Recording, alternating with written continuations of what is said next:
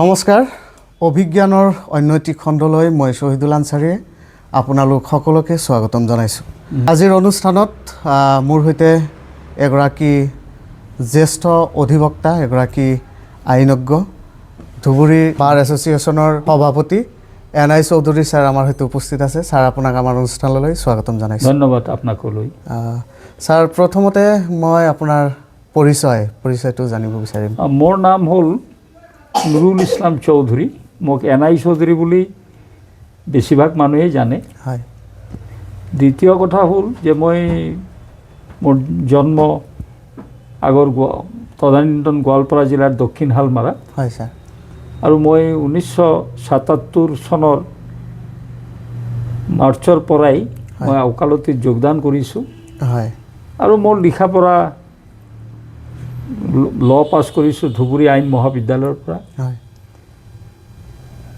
আৰু বৰ্তমান মই ধুবুৰী অধিবক্তা সন্থা যিটো উকিল সন্থা তাৰ মই সভাপতি। যিহেতু ছাৰ আপুনি এই ইমান বছৰ আগত সেই সময়ততো আপুনি এগৰাকী বিচাৰিলে হয়তো এগৰাকী ডাঙৰ অফিচাৰ হ'ব পাৰিলে হয়, চৰকাৰী বিষয়া হ'ব পাৰিলে হয়, কিন্তু সেইফালে নগৈ এই মানে এডভকেচি এই পেচাটোত কিয় মন মেলিলে বা তেনেকুৱা কোনো এজন অনুপ্ৰেৰণাৰ মানুহ কোনোবা আছিল নেকি? নাই, মোৰ ব্যক্তিগত আমি এটা গাঁৱলীয়া অঞ্চল দক্ষিণ শালমাৰ এটা মানে ৰুৰাল এৰিয়া। হয় ছাৰ। তাত মই আমাৰ স্কুল এখন আছিলে দক্ষিণ শালমাৰা যিটো ৰাণী ভৱানী প্ৰিয়া হাইস্কুলৰ। হয় ছাৰ।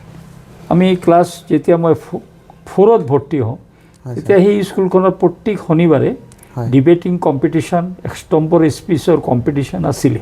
হয় ছাৰ। আৰু মই সৰুতেই সেই অনুষ্ঠানটোত প্ৰায় শনিবাৰে মই যোগদান কৰিছিলোঁ।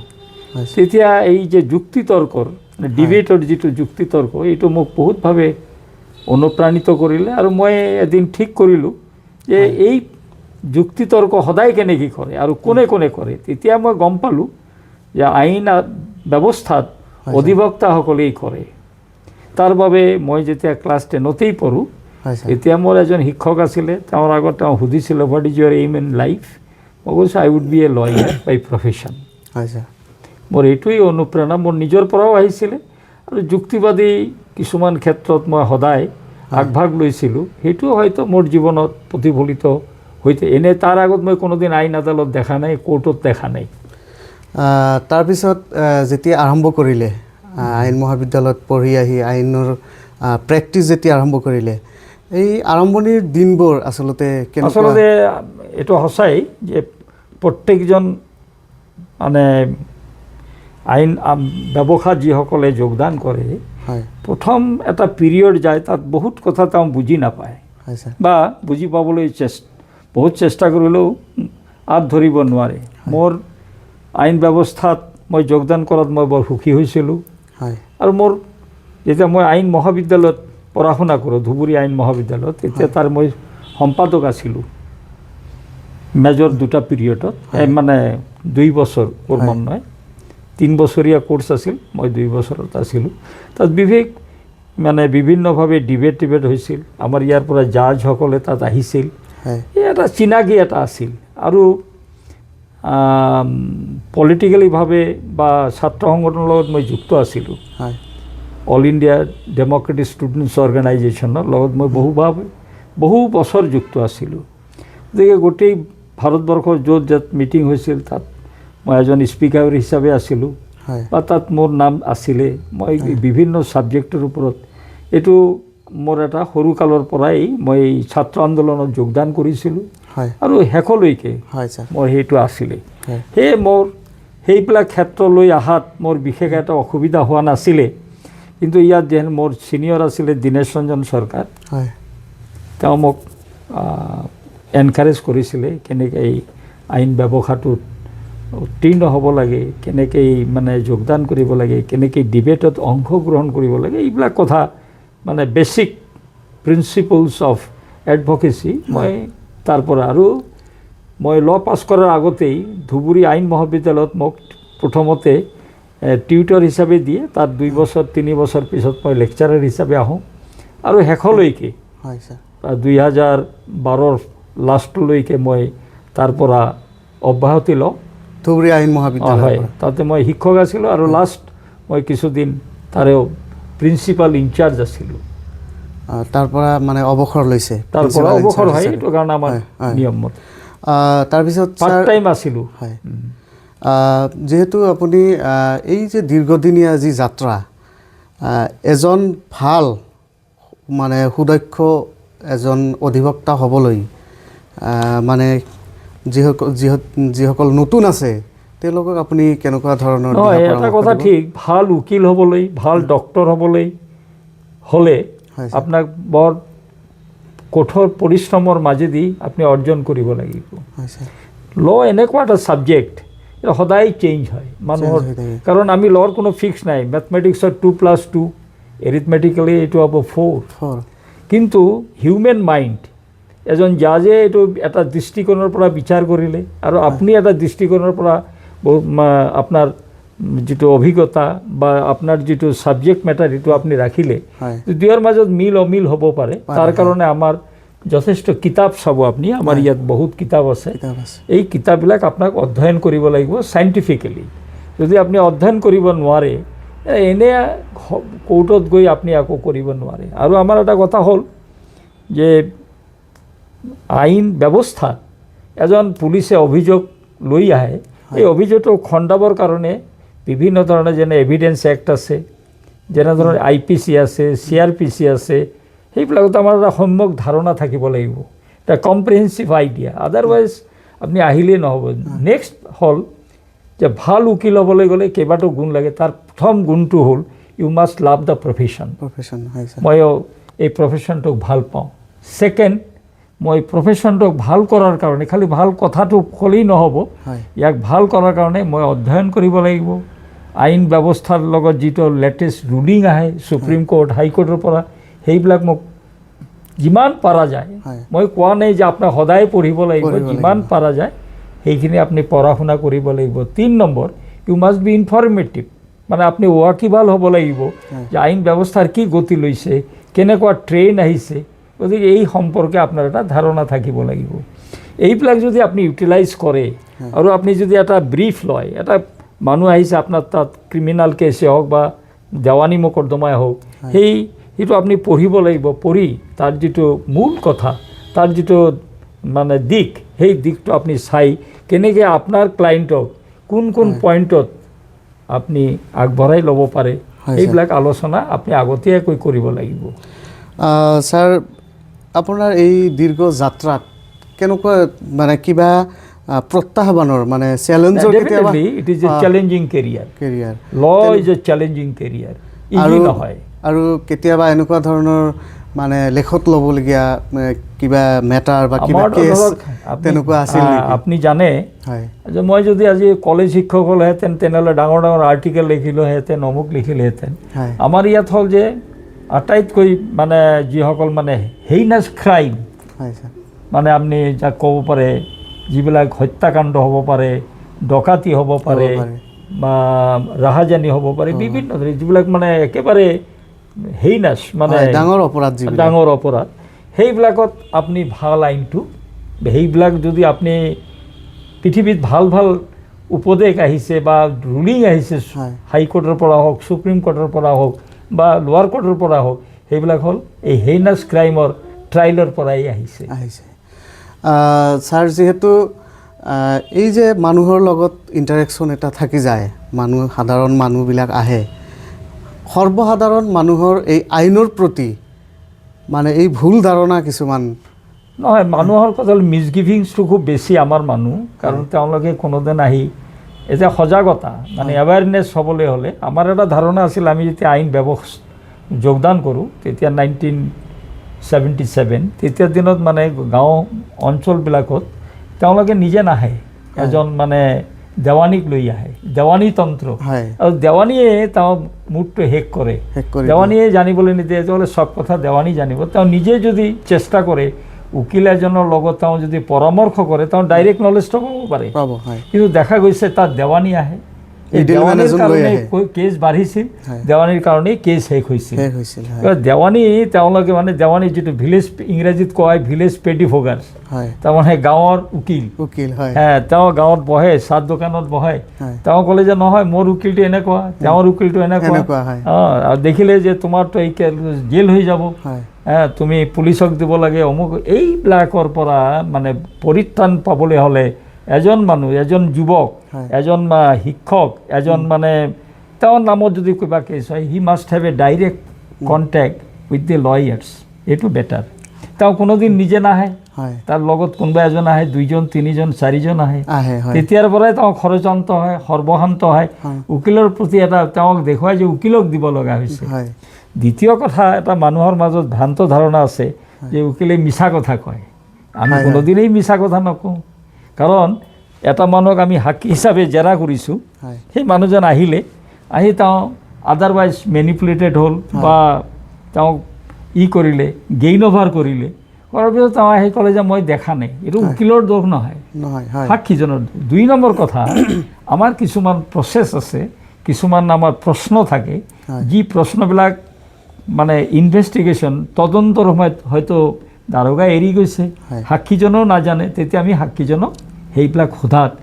আৰু এটা কথা আপুনি সদায় মনত ৰাখিব, হয় ছাৰ, আমাৰ লগে লগে ট্ৰায়েলটো নহয়তো। হয় এটা ট্ৰায়েল 12 বছৰ পিছত, 7 বছৰ পিছত। তাৰিখটো পাহৰি যায়।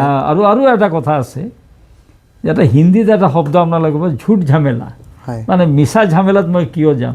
পুলিচে আহিছিলে, আপুনি দেখিছেনে নাই ছাৰ মইতো দেখা নাই, কিবা হ'লে মোৰ কিবা হ'ব নেকি? এই যে টু ষ্ট্ৰেইট ফৰৱাৰ্ড, মানুহ আগবাঢ়ি আহিব লাগে, তদন্তত সহায় কৰিব লাগে, সেইবিলাক এটাও হোৱা নাই। এইবিলাকৰ কাৰণতো দেখা গৈছে আইনৰ লগত অধিবক্তাসকলৰ লগত ক্লায়েণ্টৰ সম্পৰ্ক বহুত কম। নেক্সট, ভাৰতবৰ্ষৰ আজি সুপ্ৰিম কোৰ্ট হওক, হাইকোৰ্ট হওক, তাত এটা কষ্টলি এফেয়াৰ্ছ। আমাৰ ইয়াতো সকলোৱে আহিব পাৰে, বহিব পাৰে, তাততো তেওঁলোকে নবহে। এই ছিষ্টেমটো এনেকুৱা যে ক্লায়েণ্টটো বহু দূৰত, ট্ৰায়েলটো হৈ আছে তেওঁ পৰ্দাৰ পিছফালে, তেওঁ পৰ্দাৰ আগত হ'ল হাকিম, জাজ আৰু এজন লয়াৰ।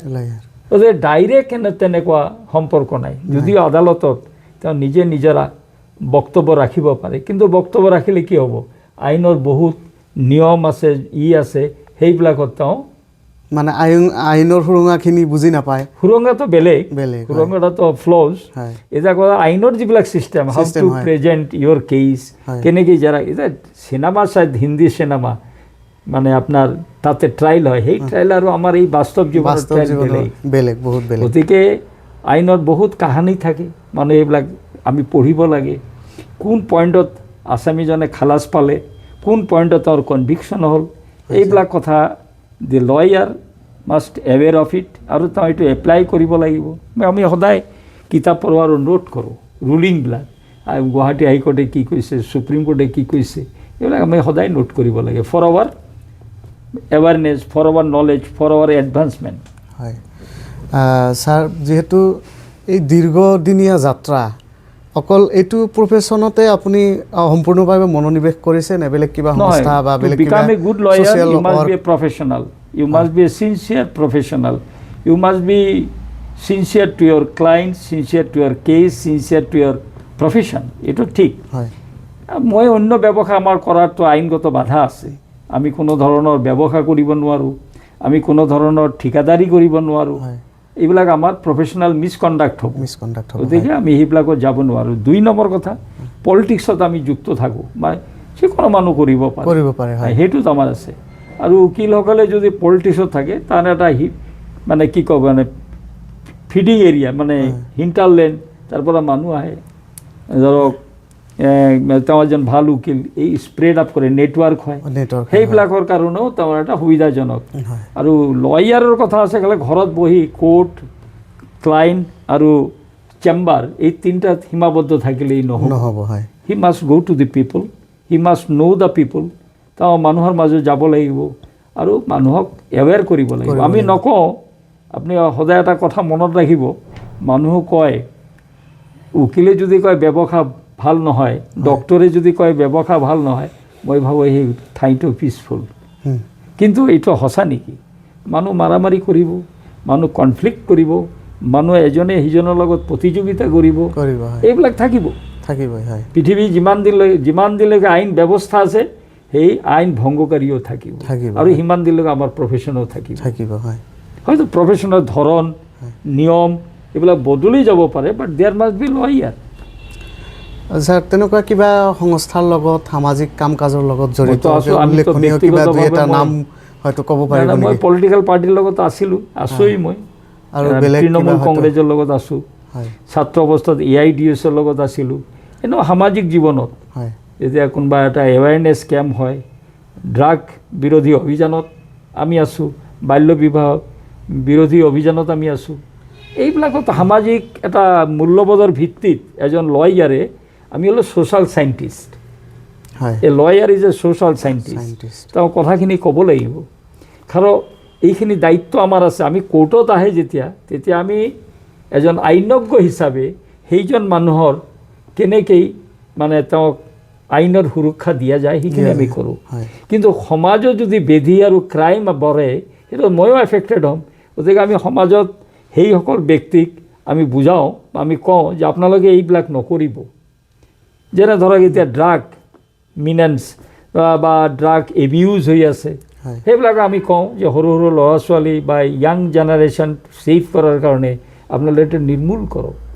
এতিয়া পুলিচে যদি কেছ দিয়ে, আমাকতো আমাৰ প্ৰফেশ্যন, তেতিয়া আমি তাক প্ৰটেক্ট কৰাৰ কাৰণে আমি চেষ্টা কৰোঁ। কিন্তু নহয়, সমাজত এই ড্ৰাগ এবিউজ হওক, ড্ৰাগ মানে সেৱন কৰক, এইবিলাকত আমি নাই। এইবিলাকো আমি তাৰ কঠোৰ হাতে আমি দমন কৰিবলৈ আমি আইনৰ যিসকলে ৰক্ষক, যিসকলে ইয়াৰ ব্যৱস্থাৰ লগত যুক্ত, তেওঁলোকক আমি সদায় আহ্বান কৰোঁ। ছাৰ, উঠি অহা যিসকল অধিবক্তা নতুন, তেওঁলোকৰ কাৰণে কিবা তেওঁলোকৰ কাৰণে কেইটামান কথা, গুৰুত্বপূৰ্ণ কথা হ'ল, আইনৰ যিমানবিলাক ইয়াত কিতাপ দেখিছে চব ইংৰাজী ভাষাত। সৌভাগ্য হওক দুৰ্ভাগ্য হওক, অসমীয়াত কাৰণ ভাঙনি নাই। গতিকে আমাৰ court of records, High Court and Supreme Court ইংৰাজীতেই জাজমেণ্টবিলাক লিখা হয়। আমাৰ কিতাপখনেই ইংৰাজীত, অসমীয়া কিতাপ কোনো নাই, বেংগলীত নাই, হিন্দীত নাই। হিন্দীত কিছুমানে চলাই আছে, কিন্তু এতিয়া কথা হ'ল ইংৰাজীত জানিবলৈ হ'লে ইংৰাজী ভাষাটো ভালকৈ জানিব লাগিব। এই উঠি অহা প্ৰজন্ম সকলোকে কোৱা নাই, এটা বুজন সংখ্যক তেওঁলোকে ইংৰাজী ভাষাৰ প্ৰতি তেওঁলোকৰ মানে অধ্যয়ন কৰাত তেওঁলোকে বহুত ব্যতিক্ৰম হৈছে, তেওঁলোকে কৰিব পৰা নাই আৰু ভালকৈ এটা ড্ৰাফ্ট কৰিব পৰা নাই। আপুনি ইংৰাজী ভাষাটো ভালকৈ আপোনাক অধ্যয়ন কৰিব লাগিব জুনিয়ৰ অধিবক্তাসকলে। আৰু কম্পিটিশ্যন, এইটো এটা কম্পিটিটিভ ৱৰ্ল্ড। আপুনি যিমানে মানে পঢ়া শুনা কৰিব, যিমানে আইনৰ প্ৰতি আপুনি ৱাকিবহাল হ'ব, যিমানে আইনৰ ডিপনেছত আপুনি যাব, তেতিয়াহ'লে আপুনি কম্পিটিশ্যনত যাব পাৰিব। আদাৰৱাইজ আৰু আইনখন সদায় বদলি আছে, ছমাহ পিছত এটা নতুন আইন আহিল, আকৌ সেইটো গ'ল। Is a trend of law, fix নহয়। মানুহ এজনক এৰেষ্ট কৰি ৰাখিব পাৰি, but you cannot arrest the law. তাৰ নিজস্ব গতিত চলে, চলি থাকিব আৰু বিভিন্নভাৱে মানে তেওঁ সমাজ ব্যৱস্থাত আহি দেখা দিব। গতিকে ইয়াৰ লগত সংগতি ৰাখিবলৈ হ'লে আজি সৰুৰে যিজনে আজি জইন কৰিছে, তেওঁ সিদিনাৰ পৰাই তেওঁক আগবাঢ়ি আহিব লাগিব, কঠোৰ পৰিশ্ৰম কৰিব লাগিব, মিনিমাম 5 to 10 years। তাৰপিছত তেওঁ নিজেই আইনখনত অৱতীৰ্ণ হৈ যুঁজ দিব পাৰিব। প্ৰতিপক্ষক সদায় আপুনি প্ৰভাৱ মানে তেওঁলোকৰ আপুনি ভাবিব যে মোতকৈ শক্তিশালী, এই ধাৰণা লৈ আপুনি আগবাঢ়ি আহিব লাগিব। গতিকে এই প্ৰজন্ম যিসকলে আহিছে, অসমীয়া ভাষাতে হওক বা বাংলা ভাষাতে হওক, হিন্দীতে হওক, but he must learn education through English. He must have a command of a language, নহ'লে নহ'ব। কাৰণ ইংৰাজী ভাষাত আমাৰ ইজি হয় ড্ৰাফটিং, যিমান কিতাপ আছে এটা অসমীয়াত নাই, সব ইংৰাজীত। গতিকে ইংৰাজী জনাটো আটাইতকৈ বেছি জানিবই লাগিব। তেখেত আমাৰ ধুবুৰীৰ এগৰাকী জ্যেষ্ঠ অধিবক্তা NI চৌধুৰী ছাৰ আমাৰ সৈতে সময় দিয়াৰ বাবে ছাৰক আমাৰ ধন্যবাদ জ্ঞাপন কৰিছোঁ। এইখিনিতে আমাৰ অভিজ্ঞানৰ অনুষ্ঠান সামৰণি মাৰিছোঁ। ধন্যবাদ।